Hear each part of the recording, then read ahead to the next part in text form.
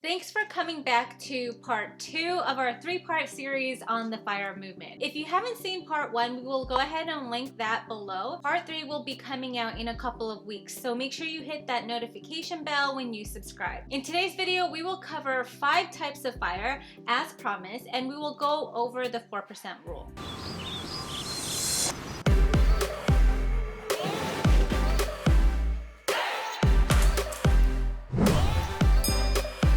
Our channel is about sharing our journey to reaching 8/12/2024, which is our retirement date. We go over real estate investing, stock market investing, financial education, and once in a while we'll go over some of our travel. So make sure you follow us to our path to 8/12/24 and stay till the very end for Siopao's tip of the week. Okay, so before we break down each of the 5 types of FIRE, let's go over the 4% rule, what it is and how to use it. The simplest way to explain the 4% rule is that you add up all of your investment accounts, and as long as you are diversified, say 80% stocks, 20% bonds, or even 50% stocks and 50% bonds, you can safely withdraw 4% every year and not run out of money for at least 30 years. Since theoretically your accounts should be growing at least 7 to 8% every year, and you're only taking out 4%. We can go over this in greater detail, but we didn't want to bore you, so we wanted to focus on the highlights of the 4% rule. However, please comment below if you want us to do a detailed analysis of the 4% rule. On top of the 4% rule, we do recommend having at least 12 months in a cash account if you are retired. For scenarios like we experienced in 2020. Having cash means you can ride out the ups and downs of the stock market, so you won't have to withdraw when your accounts have dropped, and you have time to wait it out until it bounces back. Really quickly, before we get into the different types of FIRE, we wanted to talk about how you can calculate your FIRE number. It's pretty easy and simple actually. You take your estimated annual living expenses and multiply that by 25. For example, add up all your expenses such as your mortgage, car notes, utilities, and all your other living expenses, and let's say that adds up to $50,000. You take that number, 50,000, and multiply that by 25. Your total is your FIRE number, which in this case would be $1.25 million. Now that we know what the 4% rule is and how to calculate your FIRE number, let's learn about the 5 types of FIRE. Fat FIRE. Fat FIRE is what we call living large, living on $100,000 a year. If you're planning on being Fat FIRE, your FIRE number will be $2.5 million. Now, $100,000 is a lot of money, factoring in that the average income in the US is around $48,000. Fat FIRE is for someone that wants to live a more luxurious lifestyle and want more extra money to spend, or live in a high-cost area such as New York or in the Bay Area. Next is lean FIRE.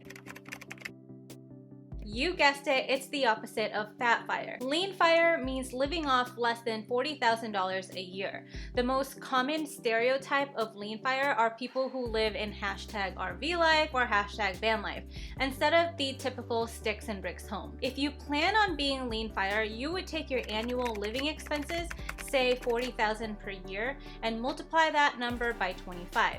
You would need $1 million saved up and invested to retire early. Compared to fat FIRE, you would have to save an additional $1.5 million. This works best for people that are willing to forego certain comforts, are minimalist, or live frugally to get out of the rat race. Regular FIRE. Regular FIRE is an interesting one. The range is between $40,000 to $100,000. That's a $60,000 variance. So let's split that down the middle and say you need $70,000 for your annual living expenses. Let's multiply that number by 25 and you would need $1.7 million. Regular FIRE is not very common from our research and experience with the FIRE community. We found that people are either in the lower end of the spectrum, which is lean FIRE, or in the higher end, which is fat FIRE. That's also why you don't hear much about regular FIRE too often. Up next is Barista FIRE.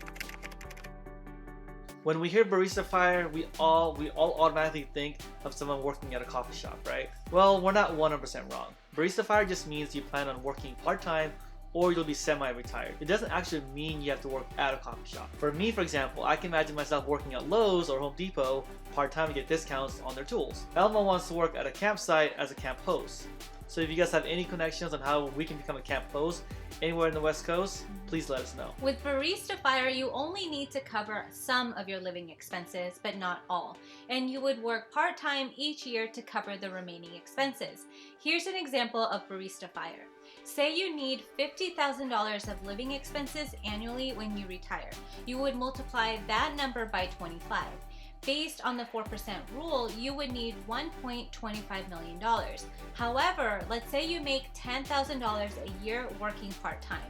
This means you won't need that much saved up since you're still generating income. So instead of 1.25 million, you only need 1 million. And you wouldn't have to save an additional 250,000 to start your FIRE journey. That's also a great option for someone that's looking to reduce their health expenses by adding that health insurance to their current employer. Right. Okay, so moving on to Coast FIRE. Coast FIRE is defined as investing enough money at a very young age and have that money work for you so you can coast to retirement. The idea is that you save aggressively for a short period.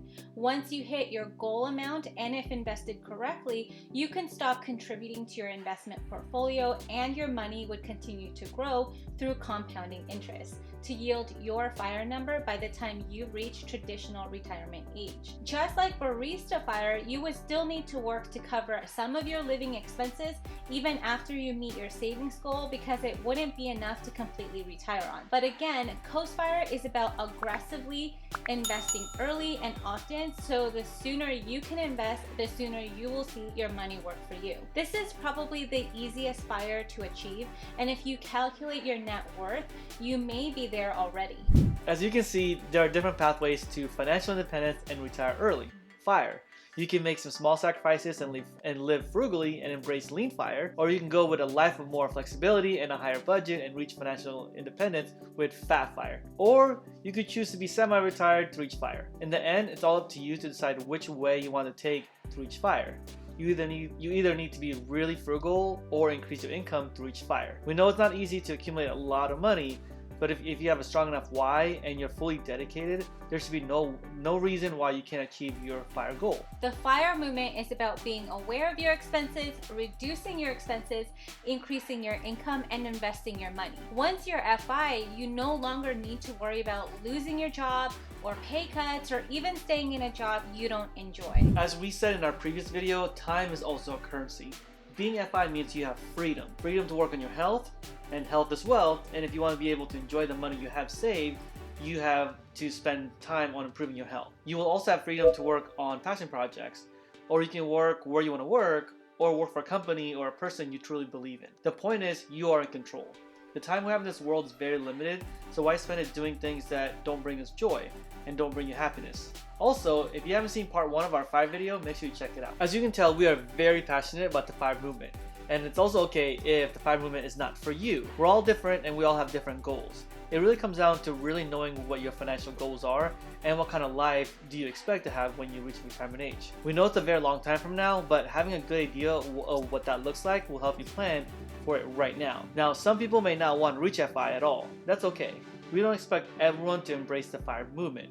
There are many other roads, and it's up to you to choose the one that suits you the most. If you want to be rich and live an extravagant lifestyle, that's okay too, as long as it brings you joy. So you probably have been wondering which one resonates with us the most. Is it Fat FIRE or Barista FIRE? Based on our current lifestyle, our living expenses, and our spending habits, Lean FIRE resonates with us the most. We wouldn't mind living the Fat FIRE lifestyle, but at the end of the day, we want to start our journey as soon as possible, and saving up to that Fat FIRE level will take us a very long time. We also can identify with Barista FIRE as well, since we feel like we will always be doing some kind of work when we become FI. Which FIRE do you identify with the most? Let us know below, and let us know where you live as well, as this has been a huge factor on deciding which FIRE someone identifies with. Stay tuned for our part 3 of our FIRE series. Part 3 will go over our own FIRE number, so stay tuned. That's everything we have for you guys today. If you enjoyed watching this video, please don't forget to give this video a thumbs up. A thumbs up. subscribe. And subscribe to see more videos on personal finance, real estate, and stock market investing. Now it's time for Siopao tip of the week. Siopao tip of the week. Dave Ramsey says that if 90% of the people is going one direction, go the opposite. Let that sink in.